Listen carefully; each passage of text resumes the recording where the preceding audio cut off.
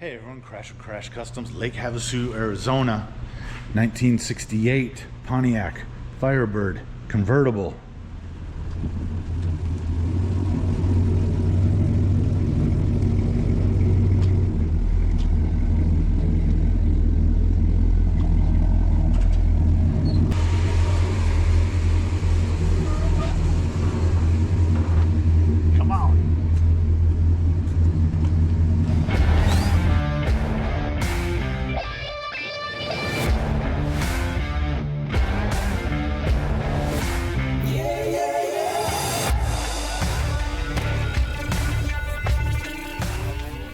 To the other side of the shop, I blocked everything that I had primed earlier while it was up in the air. It was a little bit easier, and it's ready for some more primer. Get it over there, jack it up, tape it off, spray some more feather fill on there.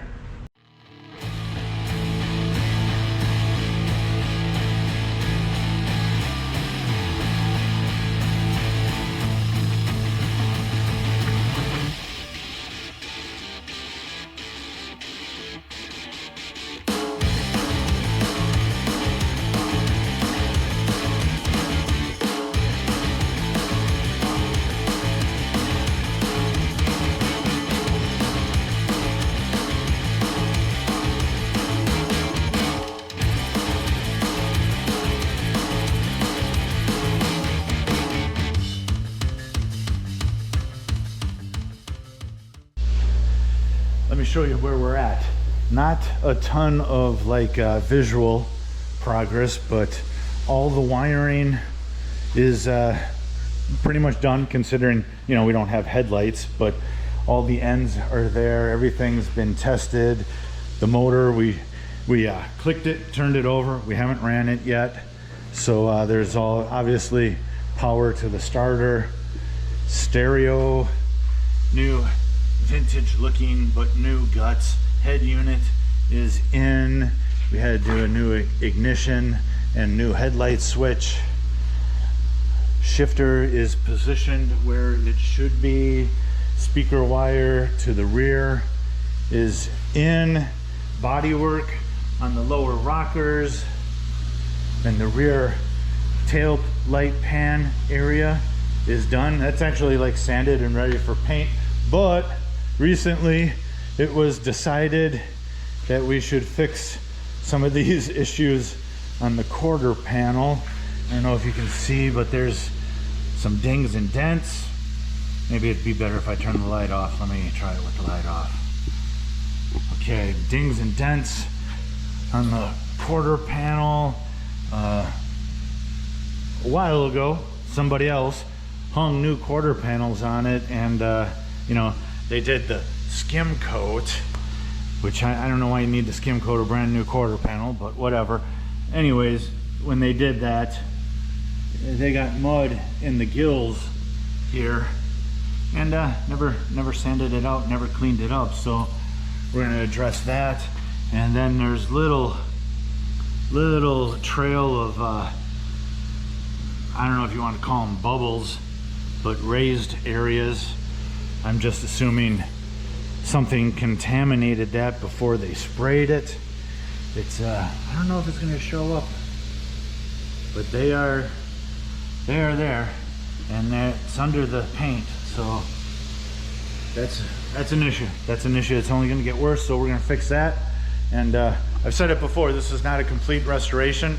We're kind of doing a lot of spot repair, but he plans on driving it. So the Riddler show car paint job is really unnecessary on here. You really never know what has happened in the past with the history of a vehicle. And at one time this was just a used car that got fixed, repaired, and it wasn't anything special. But we did sort out, because when we pulled the interior, there was actually two tail light harnesses running to the back. And if you don't know the convertibles for the Camaros and the Firebirds, there's a convertible harness for the power top that is tied in to the taillight harness. And then obviously the non-convertible top cars did not have the wiring for a convertible top.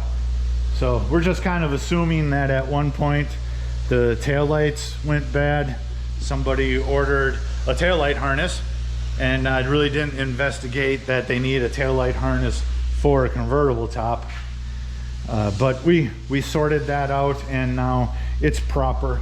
There's just one harness going to the back, one for the taillights in conjunction with the power top, which the power top motor goes there. We're fixing some leaks on that. New seals, new pumps.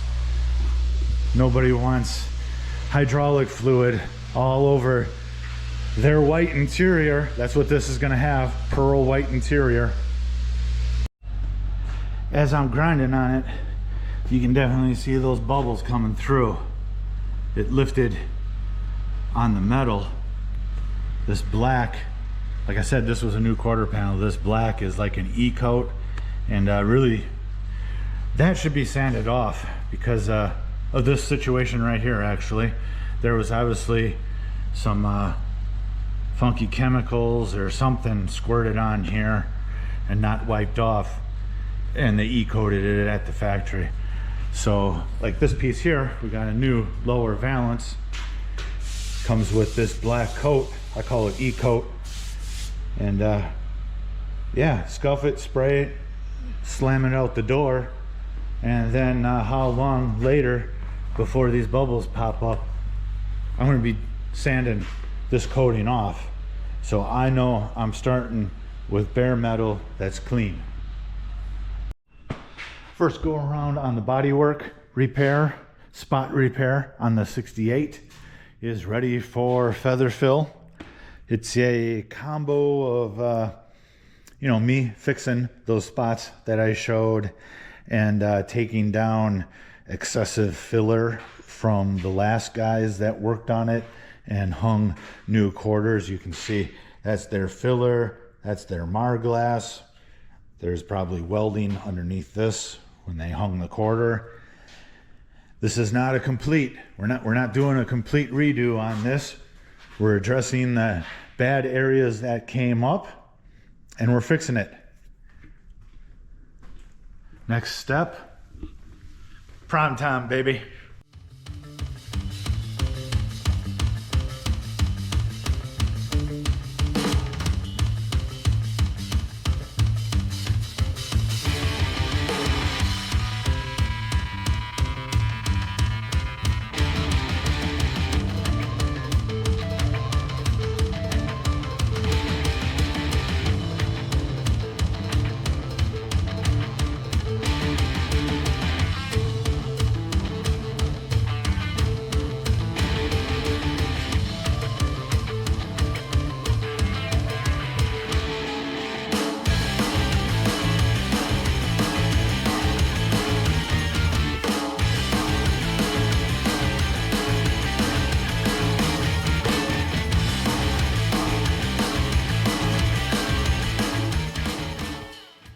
First go around of the feather fill on the quarters, sprayed, done, dry.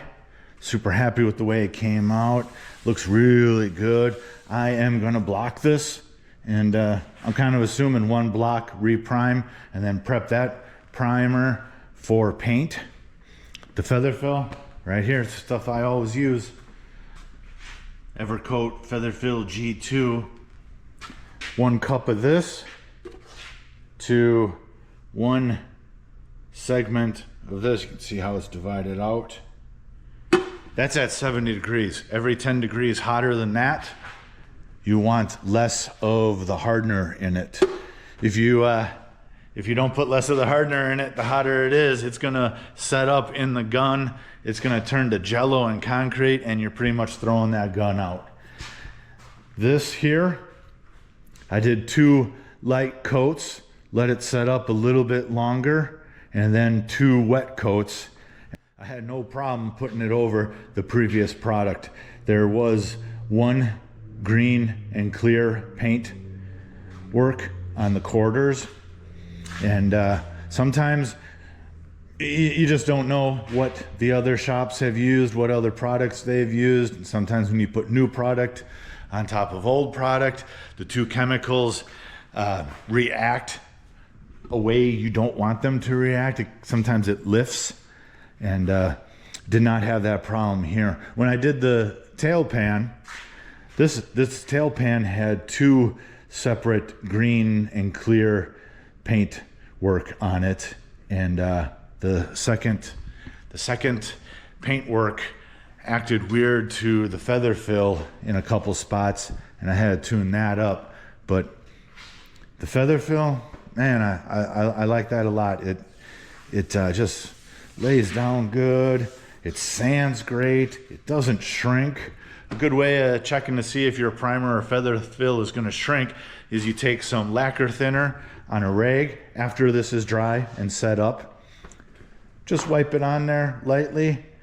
See how much product pulls up onto the rag. The more product that pulls up, the more it's going to shrink. And when you do lacquer thinner on a rag on this stuff, you get like almost nothing on the rag.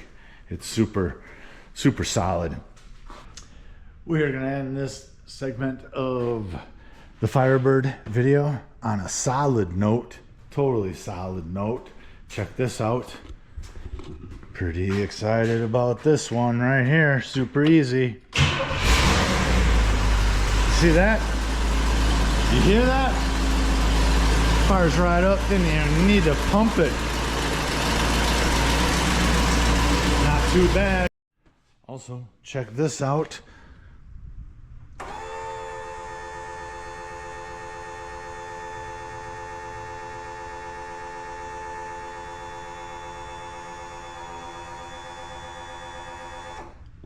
Power top pumps working. And the final bit of good news, without jinxing us, axles have been pulled. They were put on the machine and they seem to balance out nice and straight. We'll see when we put them back in. Waiting for the bearings to be pressed, and then we'll throw the wheels on, give it a spin, and it's going to be straight. It's going to be straight at no matter what speed. That is going to be it for this one on the 1968 Firebird. Please like, comment, and subscribe, and we'll keep bringing you weekly content on all the projects that are going on in the shop. Thanks.